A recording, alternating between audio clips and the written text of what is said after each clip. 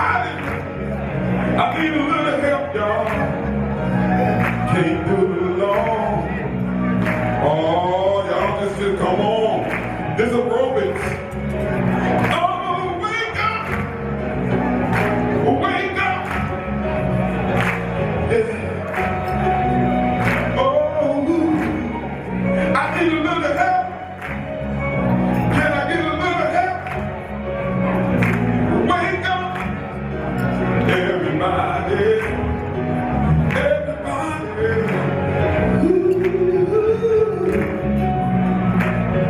Thank y'all for coming this morning, Ujamaa. So y'all give Ujamaa a round of applause today. Oh yeah. Thank you for having us on. Well, good morning, everyone.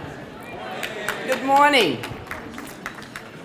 So my name is Rena Moran. I'm the state representative from St. Paul, District 65A.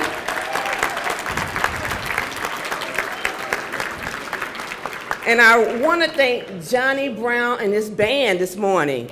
Let's give him another clap for that. So I don't know about you, but I was challenged this morning. It's a little early. So I needed that wake up, everybody, right? And just that introduction was an awesome, awesome song. And it really reflects where we are and what we need to do and how we can move forward. This is about all of us. So it's so good to see so many people here today. So welcome to the 6th annual Ujamaa Place Breakfast.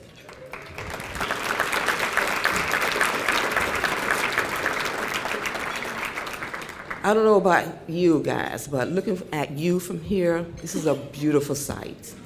It is a beautiful, beautiful sight. I just want to thank you so much for getting up, coming out this morning, and recognizing and validating Ujamaa Place and the work that they do. And I want to thank you for that because Ujamaa Place has a special place in my heart, in my community. So I'm gonna only got a few minutes here, but I can't step down without just sharing with you. You mind for me getting a little personal and telling you a little bit about my little secret? I'm a mother of 7. I have 4 sons, right, and 3 daughters. But I ended up coming to Minnesota because of my 4 black sons. I just wanted to create a better place and opportunity for them. And I'm going to share, and this is personal. But I have this son, is he here? Because I won't mention his name. But as a little boy, I remember at 10, he wanted to be a police officer. That was his dream. He was part of this, I forgot what it was called, a cadet. They had this little thing that young people can go to and participate and learn about it and experience it. But around 14, he changed his direction. But he graduated from high school, went on to college, went to Mankato State, oh yes, for the governor, that's right. And he wanted to major in business, and that is what he did. He wanted to be an accountant. So he went on to Mankato State and was a senior at Ujamaa Place. And I remember getting a phone call, and it was like, Javon has been arrested. And he had tried to hide it for me. He had been in there the whole weekend, and I did not know. And so I had to make some phone calls. He needed a lawyer. He needed somebody to show up. He's in Mankato, and in my mind, I'm like, he's a black young man in Mankato State. And so we took care of that. He had gotten addicted to painkillers and alcohol and found himself doing some stuff and could not remember the next day that he had done it. And you know what? I didn't even know. I didn't know. The second person I called was Otis. I said, Otis, I need your help. I need your help. He's a good young man. This is the circumstances, and I feel that he's feeling a little bit lost right now. And I do truly believe that you can do what I as a mother cannot do. to reach my son, to help him see his potential again, and to believe in himself. And so they made that connection. And I think he's been part of the program now for maybe 3 years? Time flying. 3 years. 3 years. But he's back on the right track. He's living independently, you know, and he's making his way and seeing his worth. But that happens because he was able to connect to Ujamaa Place.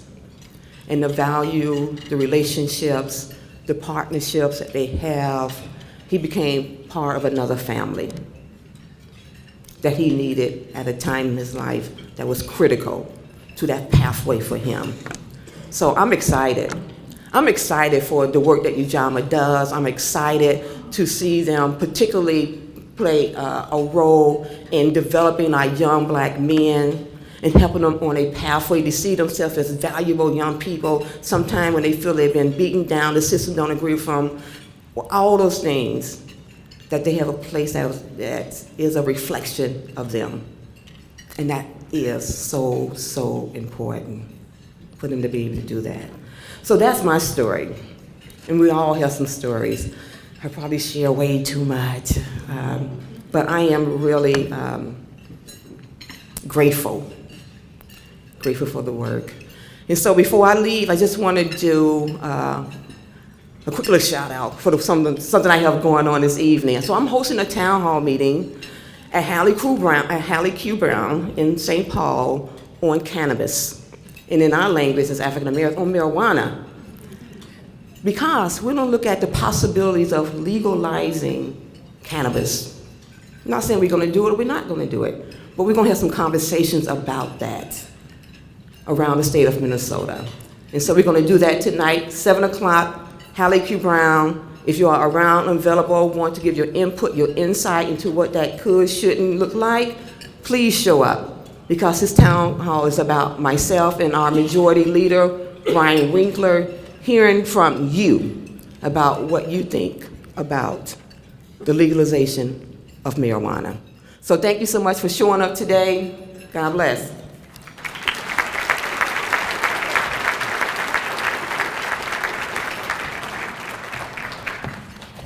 Well, good morning. Good morning.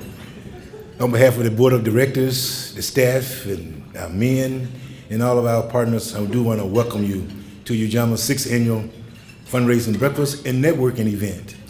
We was concerned with the large hallway to get you inside because you know of each other so well, community partners. But we're so pleased that you're coming out.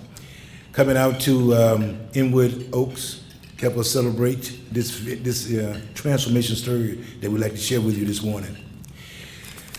I want to, first of all, before I get started, also just really thank Representative Moran. She's been a true champion since we opened our doors of an investment and support to get this message across. And this story that she told about her son is truly a Ujamaa story that encompasses you, because through her work, we was able to use our community partners to help her son move through.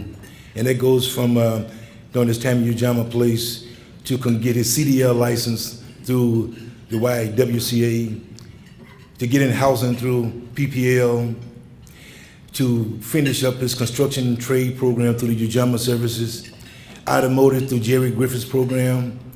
And that investment will allow this man now to transition out of Ujamaa housing into his own home. And he'll be doing that as we speak. So I just want to thank you for trusting us with your son. Thank you. Well, we wanted to get everybody going for coming out, so we want to thank Mr. Brown also for his soulful call for action. The Wake Up Songs, a lot of you that attended the spring concert that was sponsored by our Black Advisory Committee this spring, you got a chance to witness Mr. Brown and his mic. So stick around, he's going to close us out this evening too.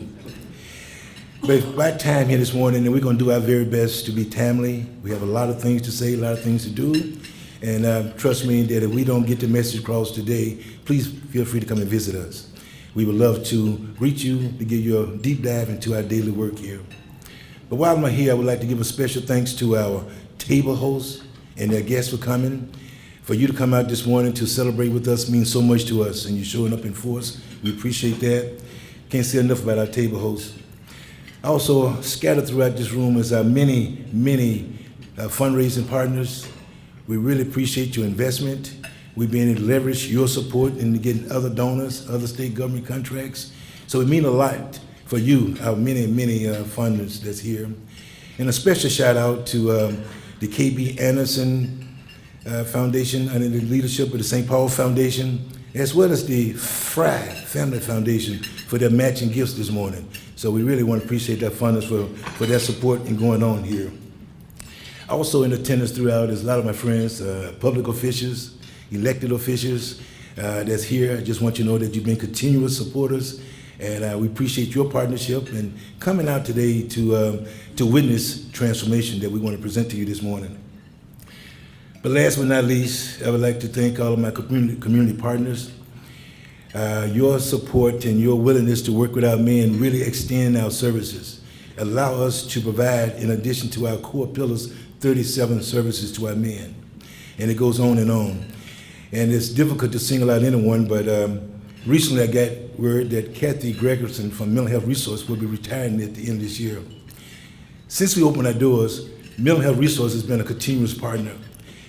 When we opened our doors, Kathy called up and she deployed a team of her professionals over to develop a screening tool for us, no charge.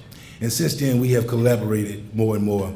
I can go on, and there's so many of our partners that's here today that have bought into our theory of transformation, that look at our men not as a high school dropout, not as a criminal, not as a homeless person, not as a person that ride our trains daily, sleep in the parks, but they see potential in them being productive members of our society. And for your investment, we appreciate that.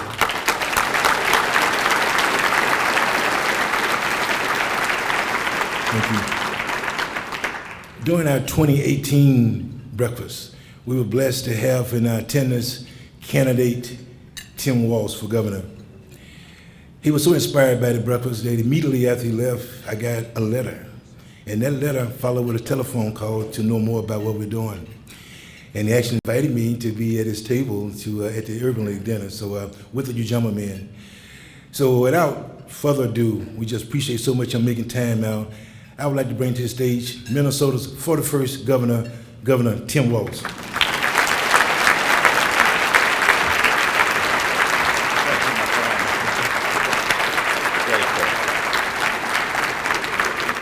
Good morning, everyone. President Sanders, once again, thank you on behalf of all Minnesotans for the work you do. And I know you were a little further up the road there in St. Peter than Mankato, but your legacy is strong across this state. Representative Moran, we were together yesterday because no one works harder than Rena Moran, and we were talking healthcare at that time. I just have to say again, not just as governor, but as a citizen of Minnesota and a father of a 12-year-old, I am so grateful you're there, working for every single voice, especially providing that voice to those who don't have it. So thank you. I know Mayor Carter will be joining us in the work that he does, and sitting at a table of folks that I've had the privilege to work with and I would say be mentored by our Department of Public Safety's Commissioner John Harrington. Thank you, and you and your family. Chief Axtell, Colonel Langer from State Patrol and St. Paul Police, thank you. And your presence here speaks volumes for what is valuable. And to each and every one of you, thank you for being here. It truly takes a village. And I think the words that Otis said, that no one in this state or this society is invisible or disposable. And the incredible grace that comes with forgiveness and redemption. And while there's elected officials here, there's nonprofits, there's the supporters in the business community, and there's our faith community, which I think all of us know the human condition requires all of those things. A safe place to lay your head, an opportunity to live with dignity, and a connection to something bigger than yourselves. And I think it's absolutely appropriate. I had the privilege of spending a little time yesterday at Temple Israel on Yom Kippur. Shana Tova to all of us, all of our Jewish friends who are here. But the entire day was about asking publicly for forgiveness and atonement, to reaching a better place and to understanding what that connection is.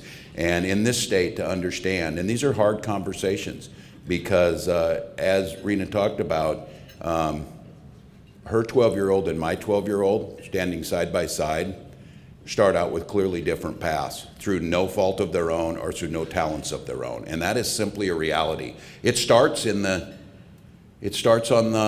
hospital, where women of color experience complications and deaths at a higher rate during pregnancies. Access to affordable housing, it starts there. It starts with inequities in educational outcomes and clearly differences in disciplinary expulsions in our schools.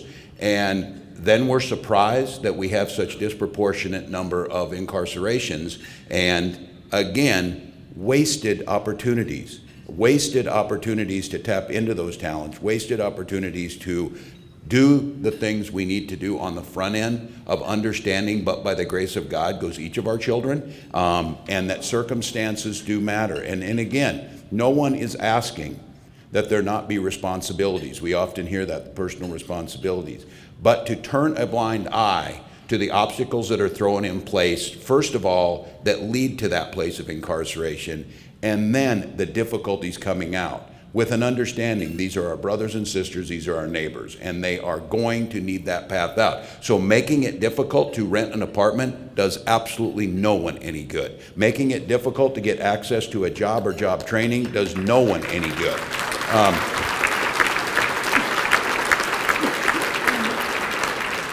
And so collectively together, and I think this is what drew me to the mission of Ujamaa Place, this idea of redemption, this idea that this is not an easy journey for all of us, but we are all in it together. So the First Lady has spent her professional life working towards these issues. We know they're challenging, we know they're difficult, and we here in Minnesota will not do what's a very Minnesota thing to do. My dear friend and our Lieutenant Governor, Peggy Flanagan, often says, when Minnesotans turn into one of these places on race and inequity, that's when we ask each other if we want pie. Would you like pie? And then we turn the conversation in a little more of a kind of tamp things down a little bit. We may want pie, but we're going to have the conversation on race, we're going to have the conversation on redemption, we're going to have the conversation on incarceration, and we're going to have the conversation on equity and inclusion, even if it's uncomfortable. And so I want to thank all of you for coming on a morning to understand that. I want to thank you for being part of it. And I will put my plug in my solicitation, because Otis was exactly right. I picked up the phone and I wrote a letter, but I also wrote that check that's important personally, so I would ask all of you. So thank you.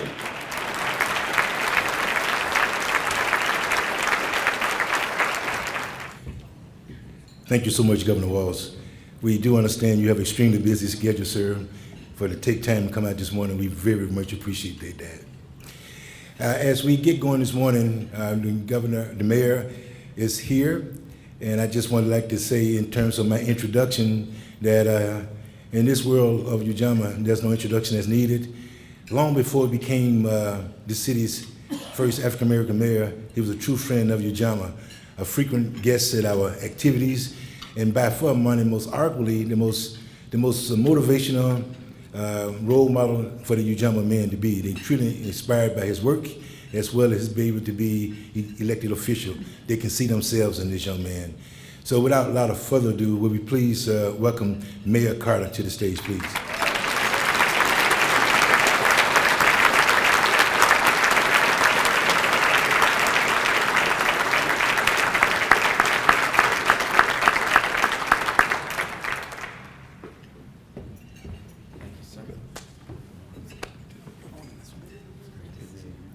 Good morning. It is always a pleasure to be here. I know those of us come here every year because we're supporting a great organization, and also because they have a really great history of hosting some pretty incredible breakfasts for Ujamaa Place every year. I'm honored to be here, and I'm honored to share this space with you. It's always great to see you, Governor Walz, and I thank you for the work that you're doing I'm honored to be the mayor of what I always introduce as the most phenomenal city on the planet.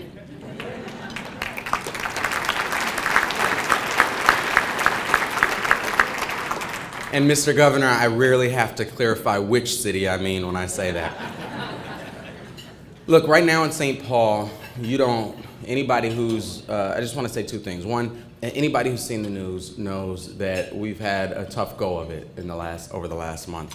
We're having a deep conversation about what public safety means, what it means to keep a community safe, and how we can actually produce the type of community that can achieve the type of public safety outcomes that we desire and that we deserve. You know, there are folks who have promised us over the last generation that if we just put more people in jail, that our neighborhoods will be safer. I don't know anyone who would argue from a statistical perspective that that has worked. Do you?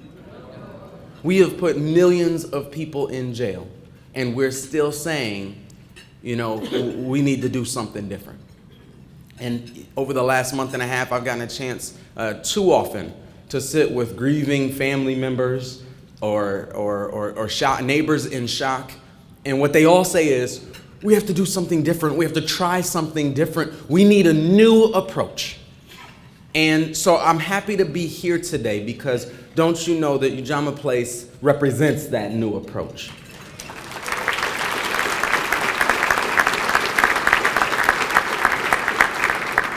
I had someone ask me once, they said, you know what, I came out of prison and I came back into the community and they said, go be a contributing member of society. But if I can't live here, I can't work here, and I can't vote here, what is a contributing member of society?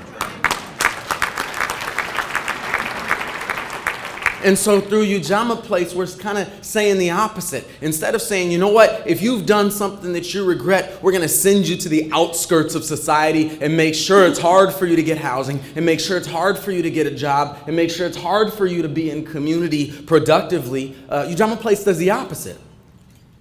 You know, we spend $94,000, something like that, a year to imprison people. Ujamaa Place is spending $3,000, $6,000 a year to say, let's make sure you're stably housed. Let's make sure you're ready for a job. Let's make sure that you have access to supports. And while we see people all over the country who get out and get stuck in what my father used to call the revolving door of our criminal justice system, Ujamaa Place has had a recidivism rate, not even a rate, you can't even call it a rate. I think you've had 2 people recidivate. That's incredible.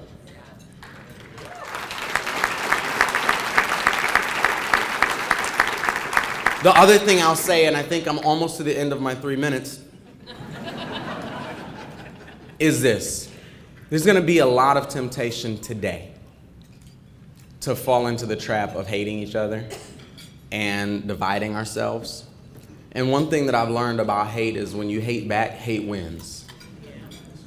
And, you know, I'm encouraging us in St. Paul, I'm encouraging us in Minnesota, that even as we go through these next 24 hours, to continue to exemplify the spirit of Ujamaa Place, to continue to exemplify the spirit of Minnesota, the spirit of our former Senator Paul Wellstone, who said, we all do better when we all do better. We have an opportunity to show that Minnesota is better. So I'm proud to be here with you. I'm proud to support this great organization. Please give generously, and I look forward to continuing to work with all of you as we push forward into the future our state, our city, our country deserves. Thank you very much.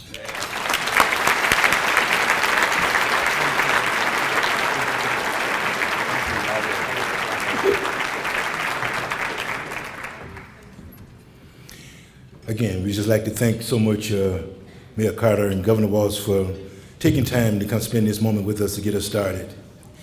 Now we get into the program that we're here to see. We're here to see and talk about what we call our transformational process. For you to get a deep dive a little bit into the men that Ujamaa, with your support, have stabilized and put on a pathway to transformation. That your support in a logic model that we think digs deep into the intersection that drives incarceration, that drives poverty, which is that intersection of racism and poverty. We so much appreciate that. for your ability to come out and see and witness that. Your attendance today is showing support and being a witness to our logic model here. The model that we have in place, it was in place when I joined Ujamaa Place. It came on to work in the heart of our board of directors, the staff, and the men of Ujamaa that talked about their need. They talked about what it needs to be prosperous and to fill those gaps. So this model that we looked at for a long time to be a model of education, we realized that it had a lot of other foundational elements. It had a lot of more ultimate outcomes. So what we're here today is to show you a face of transformation, to put out not only our outcomes, but also our foundation elements in front of you. To do so, I've invited some of our community partners that show their support and love for each of our pillars. So we're gonna start off today talking about one of our core pillars, which is housing. And to get us started on that, I'd like to introduce Dr. Charles Morgan from the Union Gospel Mission to introduce housing to you.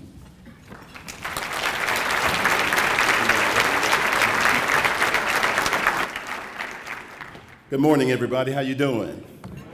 Well, you guys seem a little subdued. I'm excited about the making of a Ujamaa man. I don't know about you guys, but that's very precious in my sight. You know, I really respect Otis. We're not only integrating our services as service providers, but he's a friend. And it's not often that you sit down and have breakfast with a man who has trouble holding back his tears because of being seriously and profoundly impacted and affected by the needs of the young men that they serve. And so I believe that any contribution that you make to Ujamaa Place will be put to good use, because Otis is passionate about seeing these young men's lives transformed. Housing is a very important aspect of these young men's transformation. When you go to get employment, one of the first things they ask you is, what's your address? And so we want to make sure that they have a place to stay. At Union Gospel Mission, we are partnering with Ujamaa Place so that the men will have not only a place to live, but an environment, hopefully, that is supportive to them with the scaffolding that they need for the emotional support, the psychological support, to get back in the game. You know, in the state of Minnesota, though 5% of African Americans constitute the population, 37% of this population is the homeless. And I think something needs to be done about that. I think we have concerns about the inordinate amount of young men that are transferring or aging out of the foster care system. And all these things are of great concern to us. On any given night, there's 15,000 people that are homeless in the state of Minnesota. And when you look at it, 46% of these are under the age of 24 years of age. And so I'm passionately affected about these young men having the kind of resources that they need that's provided through a place like Ujamaa Place to get them back in the game. You know, I really believe what the relational philosopher said, Luther Vandross, that a house is not a home. 83% of our young men, 83% of those experiencing homelessness report an adverse childhood experience. Some of them at least 3. What that means is that many of our young men, though they seem hard sometimes, though they get their image on, though they seem to be gangbangers or this or that, are really the victims many times of early childhood trauma. And so it's really important that with the housing, we provide resources for them to get the clinical help that they need, the psychological help that they need, the support that they need from service providers who are able to help them to dig down into the arenas that impact their lives, their decision making, impact their view of the world. Because if you have a view of the world that you don't have a chance to make it, you're not going to be too impressed about people's concern about you if you don't have concrete avenues to realize your dreams. You know, really also in our work environment, 30% of people who are working are the working poor. Our lowest paid workers in our society have less than a 14% chance of making it to the middle class. So when we look at these young men, we realize that they need some of us older guys in their lives to not only speak positively into their lives, but to support them, to stand by them, and to walk through life with them.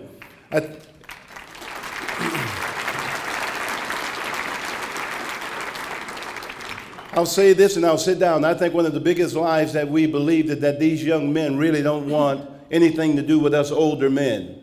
I think that's one of the biggest lies that we've become susceptible to. I think they want a relationship with us older men, but they don't want the okie doke.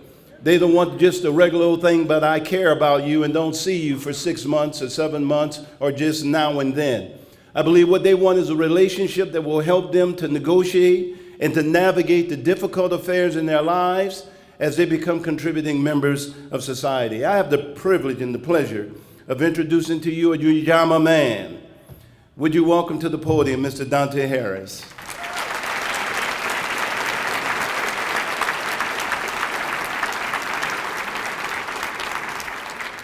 Good morning, everyone. My name is Dante Harris, and I'm a Ujamaa man.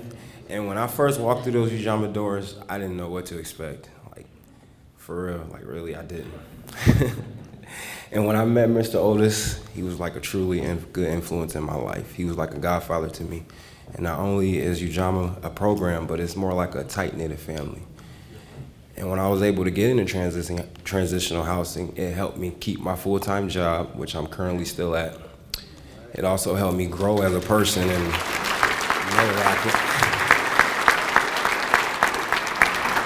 know that I can better myself. So as I continue to grow through the program and with Mr. Otis's help and help from Lee Buckley and all the Ujamaa staff, I was able to get my own place now, which I'm currently living in now. So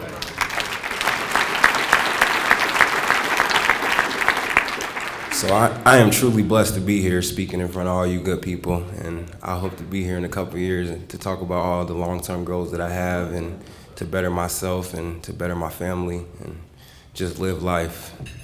So I appreciate you guys inviting me here, and I want to thank you guys, Mr. Otis. Like I said, he was like a godfather to me. When I walked through those doors, he used to call me Reggie Bush. I used to wear this Reggie Bush jersey all the time. But all in all, I appreciate the program, and they're like a family to me, and I'll always be a Ujamaa man. So thank you. God bless.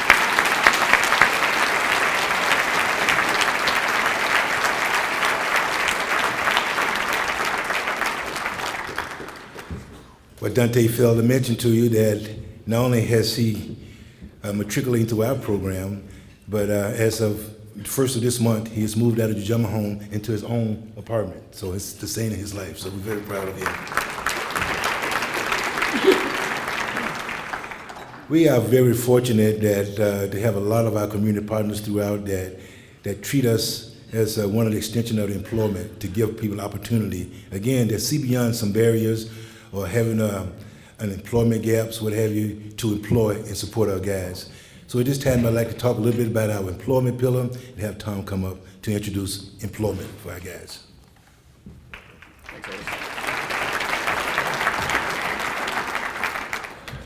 Thanks for having me here. My name is Mike Hilborn. I own RTD Power Washing. And I believe you give a man a job, you give a man dignity.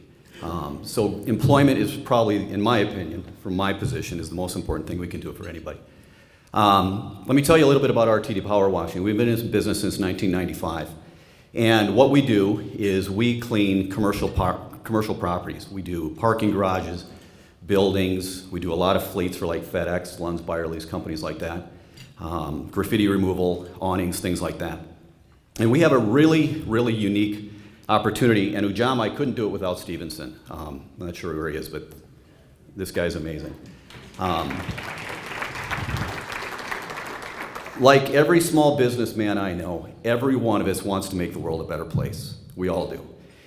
And if we can get any help with that, and we're getting it from Ujamaa, so thank you. It'd be great if we could get more help from the government. I'll talk about that in a moment. But we have a really unique opportunity. One of the things we do is we do parking garages. So you're washing a parking garage. It's a concrete floor.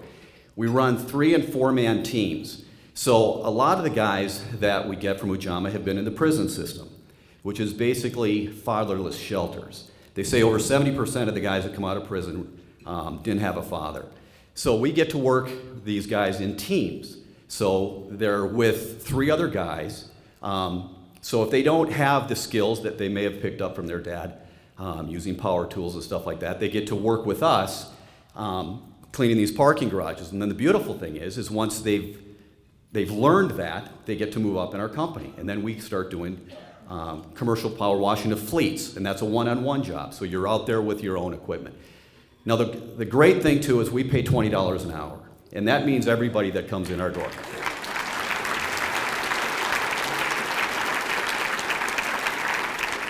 And what we hear from our customers, we have a brand new customer called Ruan, and they said to us, because they just hired us, we picked them up a couple months ago, right, Mike? Yes, sir. Okay. And they said the difference between us and them is that we're passionate. Our people are passionate about washing these trucks. And at $20 an hour, it changes your life. Right, Travell? Okay. So that's what we're able to do. And we're giving these guys great jobs. And in the summer, we're doing commercial power wash. In the winter, we do Christmas lighting, ice dams, and snow plowing. So we can, as best we can, work them around the clock. Now, the one thing that I would like some help with, most of the guys from Ujamaa that Stevenson brings my way don't have a valid driver's license. And to me, that's ridiculous, because what it is they have fines. $600. Travell, how much did you have in fines? $700 or something like that, right? So he can't work for me because he can't drive, because we are a mobile company. Now, guess what?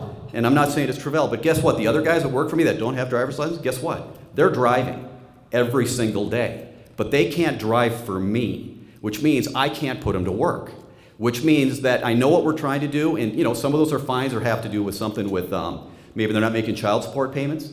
Okay, does it make any sense at all to take a guy's job or driver's license away so he can't actually do a job so he can provide for his family? It's unbelievable to me. So what I would like to see, and I was hoping I could talk to the governor briefly, is could we please change the rule? If a guy has, that's not supposed to be funny. If a guy has a job, if a man has a job, can we give the guy a driver's license while he's working? Doesn't that just make sense? Because it's the first question I ask now. Do you have a driver's license? And you would not believe how many people don't have driver's license. It's unbelievable. So anyway, that's my time. I'm keeping time here, so I want to make sure I'm on it. I'm proud to introduce Ramon Johnson. Ramon, carry on.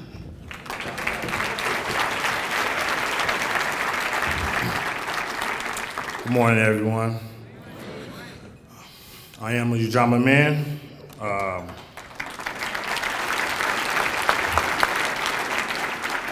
Came to Ujamaa about 4 years back, and coming from Chicago, my odds was very limited growing up there with the situations going on down there. I'm pretty sure you guys know about it. So I came to Ujamaa. I don't have any felonies, nothing like that, but I was just lost. I just needed help. Just needed that push. Really didn't like working a 9 to 5. Had all the excuses in the world. It took me, to be honest with you guys, to go in a dark room and cry to myself to see what I want to do in life. I was just lost. And with Otis, Kadar, Lou, these guys helped me on my road to success. I am now the owner of Get It Done Cleaning.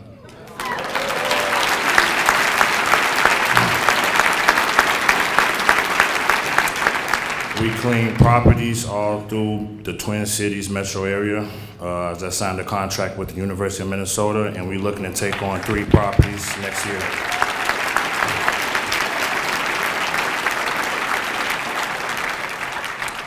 So I want to let the new guys know in Ujamaa now, just to never give up. It's going to be hard.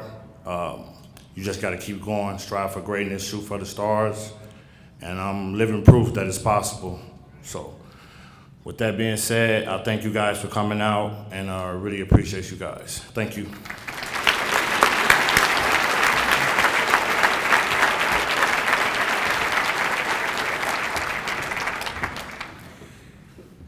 Thank you, Tom, as well as Ramon, for his beautiful story. I want you to know that when he hired people, he come and interview at Ujamaa.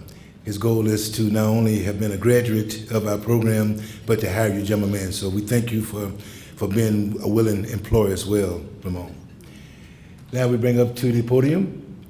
Is it talk a little bit about our education wing, and none other than a board member, one of our founding fathers we've invited to come up, and that is Reverend David Van Dyke.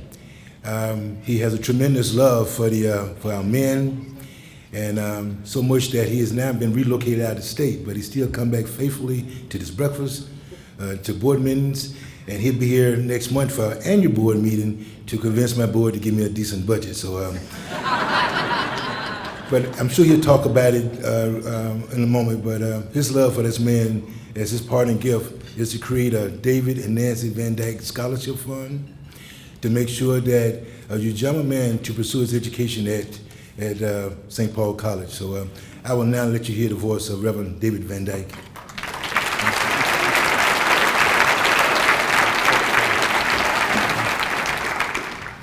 Thank you, Otis. Good morning. It is great to be here and to speak about the importance of education as one of the pillars of our theory of transformation. Ujamaa men come to this program often after having confronted many barriers to receiving an education. Those barriers include things like living in absolute chaos, not knowing stable or supportive housing, not having role models in their lives who have stressed the importance of education, lacking confidence because previous experiences in the educational system were not positive and perhaps ended poorly, having to make the hard but understandable choice between staying in school or dropping out in order to get a job to put food on the table for yourself and possibly siblings. When your days and nights are spent in survival mode, education sadly does not rise to a high level of priority. The startling reality is that the average Ujamaa man comes into this program with the equivalent of a 7th grade education. That's the sobering news. The good news, however, and the reason we're here celebrating this amazing program this morning, is that the Ujamaa staff meets those men where they are individually. This is not easy work, but nothing Ujamaa does is easy. The staff quickly figures out how best the men learn individually. They expose the men to a wide array of options and career choices, some of which they have never considered before. But most importantly, the staff believes in them and encourages them, tailoring ways for them to succeed in their educational pursuits. For many of the Ujamaa men, this is the first time they have experienced not only a path forward, but the support and encouragement needed along the way. From basic life skills, including financial literacy and African American history and heritage, to GED attainment, to vocational and technical training, and even to college, Ujamaa Place supports the men in their quest for a complete life transformation.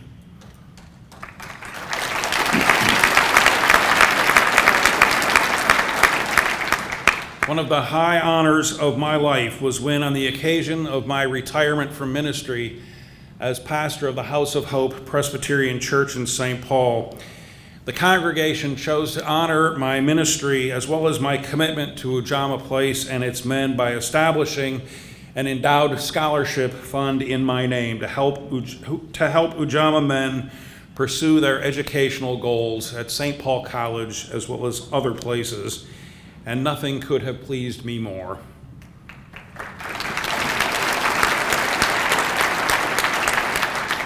And your presence here this morning and your support of this remarkable program and the men it serves is a sign of your willingness to invest in the kind of community in which we all want to be a part.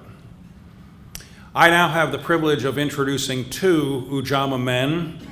Please welcome Lamont Woodley.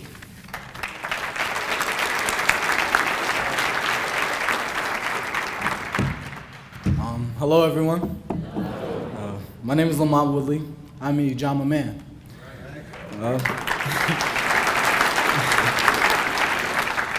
I enrolled into the Theory of Transformation in February of this year. I stand here with the confidence because of my brothers and uncles at Ujamaa. Although they're not related, they are my family. Because I was taught at Ujamaa that, blood make you related, but loyalty make you family for real, you know? When I came to Ujamaa, all I did was listen. I was afraid to say my situation because I felt like I was nothing like these guys. I told myself, my record is clean. I'm the boss in here, Am I thinking of change? I listened to myself and I realized, I learned I was completely wrong. I was too passive aggressive. It was a reality check. I found out I was in stage 2 of change and not close to making any dreams come true at all. I've learned I got power mentally, verbally, and physically. It feels good. I never would have learned this without Ujamaa. I never would have acquired the ability to transform my future into reality. I enrolled into my career IQ and automotive training. Ujamaa was so loyal to me. When I asked for help, they didn't hesitate to give it to me. They stood by my side and they gave me the mindset to help myself as a man. They gave me the push to stay on my path. That's why I will always respect the bold, creative, proactive, patient, humble, and organized fashion of Ujamaa. I dream of a bigger Ujamaa where they can help more men like me who come out of high school with no idea how to go at life. Ujamaa should be rewarded and supported, not for their actions, but for the reasons you heard from my Ujamaa brothers today. To keep my brothers in this community safe and successful. Ujamaa taught me to be a proud member of the community through service. That's just what I think, and I'm only half transformed.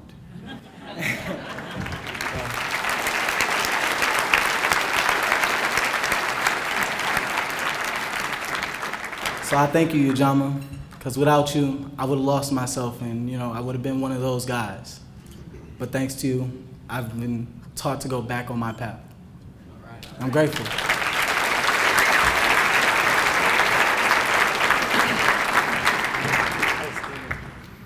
I put off introducing the second man because his name is not easy to pronounce. Was working on this. He said pronounce it like it's French. That wasn't helpful. But I'll give it a shot. Omo Bayanli Iduwu.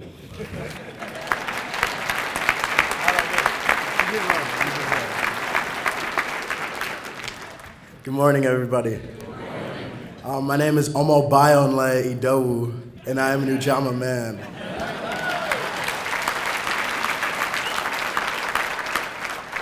So I first came to Ujamaa Place in January of 2017, and at the time I'd just recently taken a break from school, I'd picked up some addictions, and had just been having some real serious issues with my family and just relationships all around. Otis had actually met me at a hotel that I was at on a Saturday morning, definitely not in his work schedule, and came and picked me up and talked to me and brought me into Ujamaa that Monday. And I was able to participate in classes, just be around young black men who were trying to do what I was doing, do better for myself, and have mentors all around who were more than happy to help us do that. One of the first beneficial courses for me was the GED courses. I'd actually had my high school diploma, I'd been in college, but I was able to tutor a lot of the guys who didn't know how to do math very well or weren't the best at reading, and that made me feel like a great purpose that I hadn't always felt. I was the youngest of my family, So I didn't feel that I was always relied on to do things, and having guys come to me asking me questions and just looking at me as a man was just really very, like, it was cool. It was very cool. Since then, I've actually, I've received the David Van Dyke Scholarship to St. Paul College for this coming semester. And I also just received a full-time position with Ujamaa Place as a receptionist. My family relationship has been restored. My family is right over there at table 13 if you wanna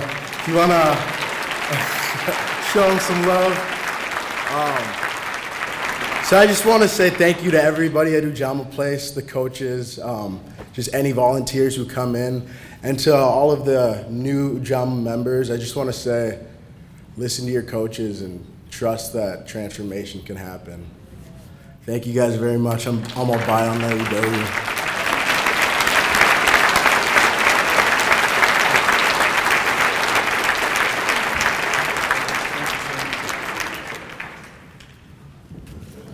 Thank you, gentlemen.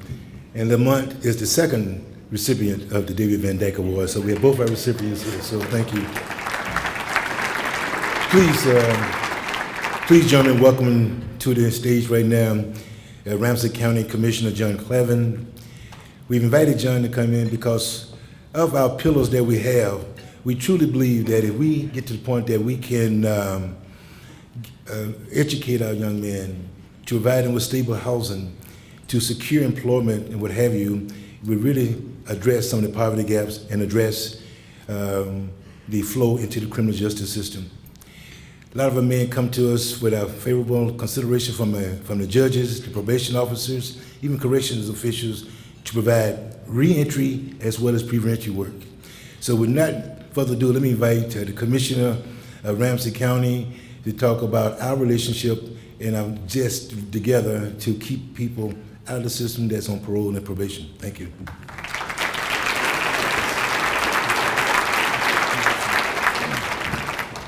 Good morning, everybody. Great to see you here today. Let me just clarify, Otis just promoted me to commissioner.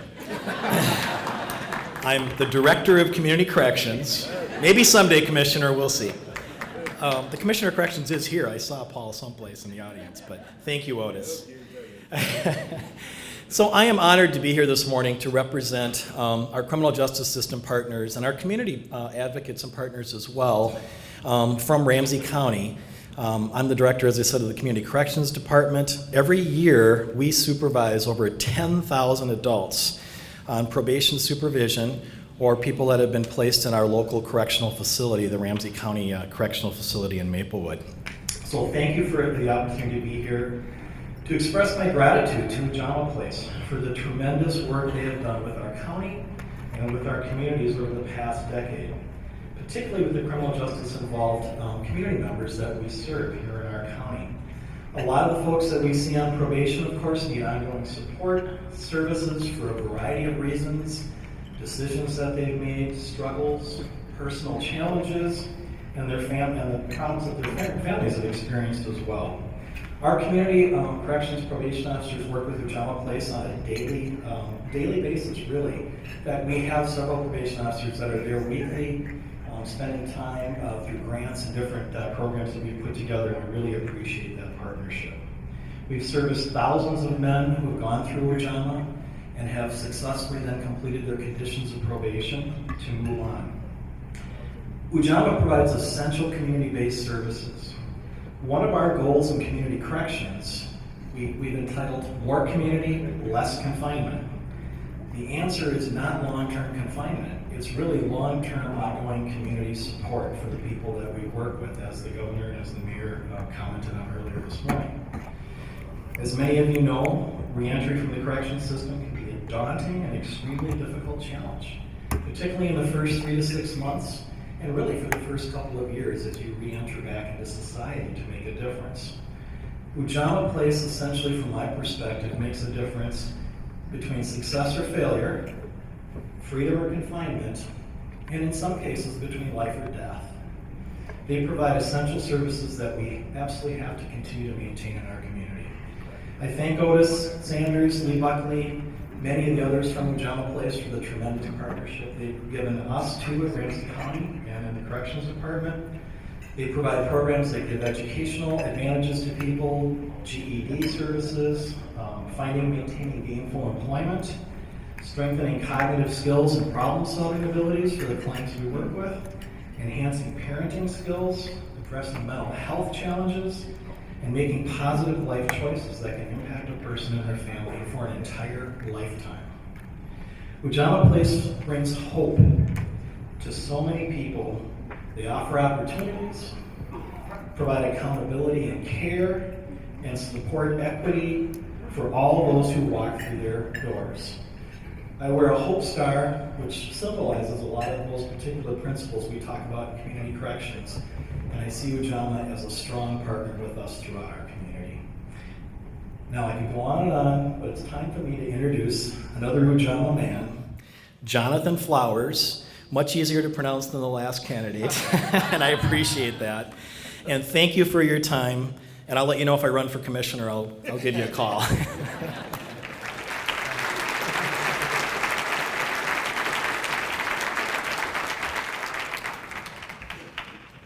Good morning, everyone.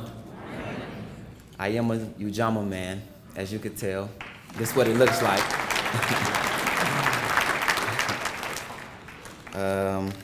I wrote a short speech. I think it's short.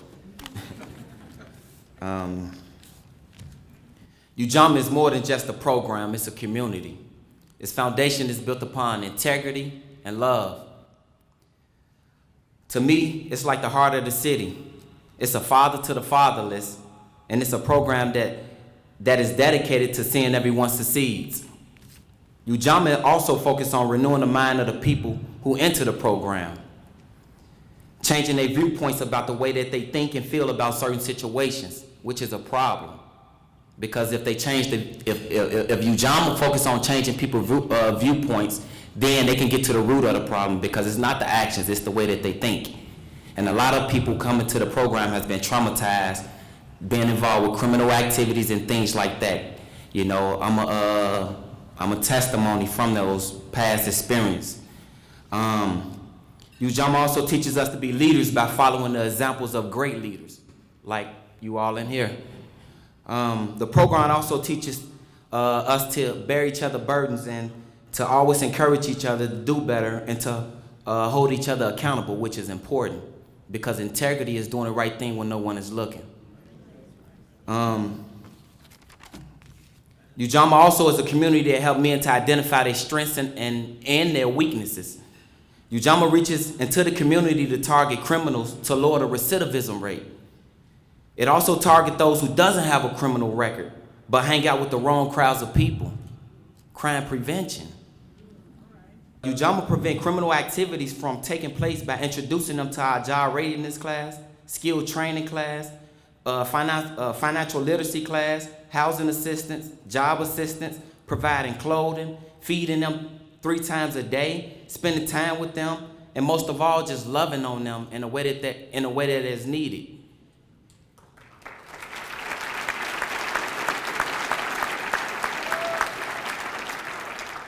The reason Ujamaa does these things is because we understand the struggles. We understand their pain, because we was once there in some form or fashion. And that is why we work so hard to be a part of the solution that our problem faces every day. Ujamaa is that community program that helps people to develop their wings of success. If we want to see the change that break the chains, then it starts with us. Thank you.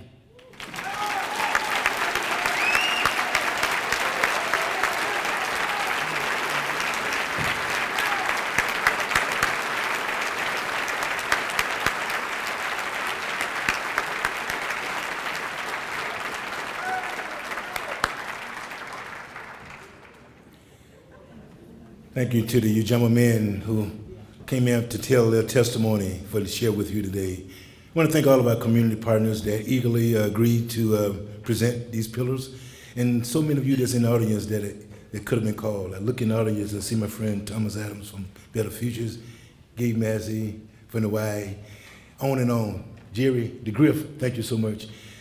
This program evolves around our community partners. So again, I want to thank all of you for making our theory perform the way it does. We opened our doors for men in 2010. In 2013, our friends at the St. Paul Foundation nominated and selected Ujamaa as a nonprofit to know.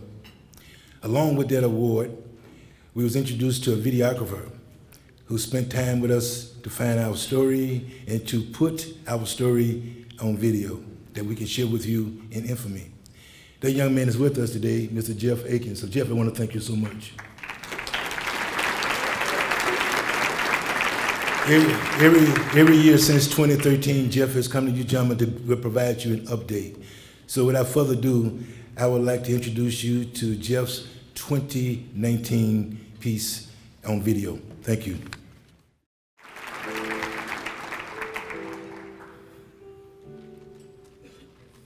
Good morning. My name is John Harrington. I'm the Commissioner of the Department of Public Safety.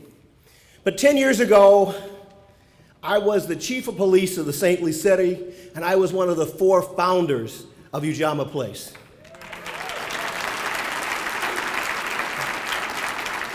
I'm here today celebrating the 10th anniversary of Ujamaa Place, and I'm here to ask you for your help. 10 years ago, I wasn't in a beautiful hall, surrounded by, looks like hundreds and hundreds of my friends. 10 years ago, I was asking people to give me their treasure for a dream. It was a dream of a better life for young black men who were homeless, who were jobless, and all too often they were hopeless. I wasn't alone in making that ask. I wasn't alone in creating that dream. Bill Sands, Bill Sverluga, and Rick Heidegger were my partners in crime in those early days, and we would not be here today if it wasn't for those gentlemen.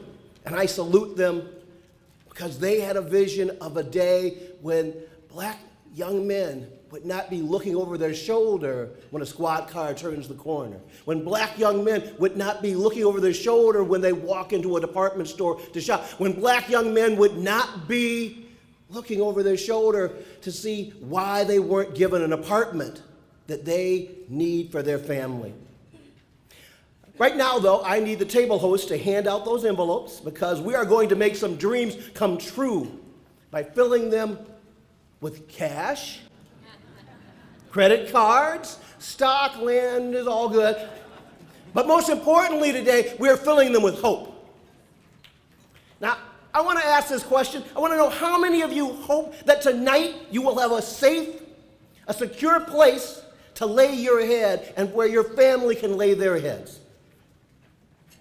I want you to open that envelope because you can turn that hope not into just a dream, but into a home, not just for the Ujamaa man himself, but for their young man and his family and his children.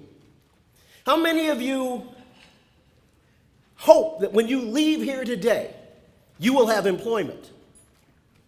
I want you to pull out that checkbook. I know there's sort of a Joe Biden moment where we're like, it's like the record player, many of us don't have checks anymore. But I want you to open your heart because while 80% of the Ujamaa men are working, with your help, we can make sure that we are not leaving any of our talented young men sitting on the sidelines of life.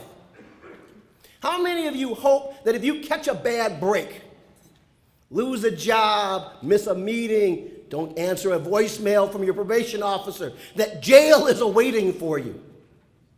When I started my Ujamaa journey, Ujamaa men coming out of prison had a 6 out of 10 chance of going right back to jail for missing a phone call.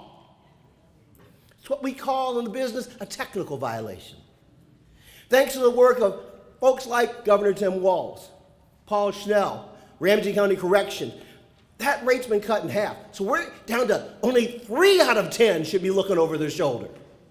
3 out of 10 may sound good, but at Ujamaa Place, we think Now, we know that we can do better than that.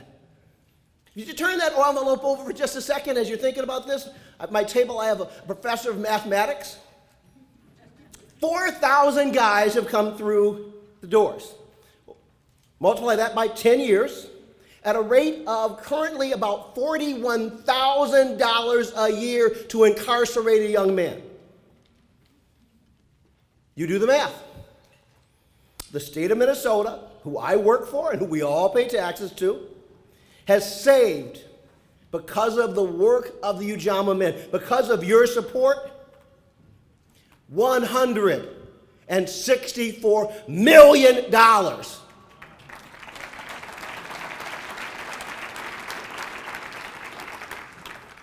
Okay, now turn that over and I'll look back over again. Now, where it says pledged, I want you to write me a big number. Okay, now maybe not $164 million big.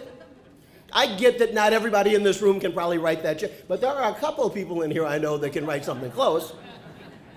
Maybe not that big, but with your help, our Ujamaa men and others will rejoin their community. They will rejoin their families, and they're going to stay there for what I hope is a happily ever after. Now, I know that money isn't everything. Don't tell that to Commissioner Franz if he's here. He's running MMB. But you may want to support Ujamaa because it's made our community a safer place. Which again, think about that 4,000 guys that have come through the door. The majority of them have been involved in the life of the streets. Gunplay, drugs, violence have been part of their lives. Sometimes they're the shooters and sometimes they're shot at. But the life of a Ujamaa man has all too often been inextricably linked to violence. But the men of Ujamaa Place are showing us some amazing talents. They're showing that they are resilient to that draw of the streets. And what we have seen is, despite the majority of them being involved in violent crime at one time or another in their life, they have put down the gun. They have put down the weapon. They are not involved in violent crime, and that is why we have such a small reincarceration rate. If you are a gambler, you know when to hold them, you know when to fold them. Take that envelope out now and put your money to win on Ujamaa men. Because you're betting on a 95% proposition. I can promise you that the lottery ain't going to give you those odds. There's not a slot machine in the country that'll give you those odds. I'm giving you a 95% chance of success by putting your money to win on Ujamaa men. Now today, when you sign that credit card slip, I want you to know you're helping take a Ujamaa man from homeless and sometimes hopeless to housed and healthy. You're taking them from jobless to being business owners like you saw today. From being locked down to free, and soon with the restoration of their voting rights, being your true and complete engaged neighbors. Your donation is transforming the lives of these Ujamaa men. No matter what you gave, though. Whether you gave large, which I am really encouraging large, or maybe just a little less large, but still large. So let's not forget that. We are very, very, very appreciative. We thank you for your time. We thank you for your friendship. We thank you, if you chose to give, for sharing a little of your treasure with Ujamaa men. I promise you it's an investment in our men. And more than that, it's an investment in our shared humanity. The word Ujamaa means extended family in Swahili. To all of you here today, welcome home. You are part of our family, and I thank you.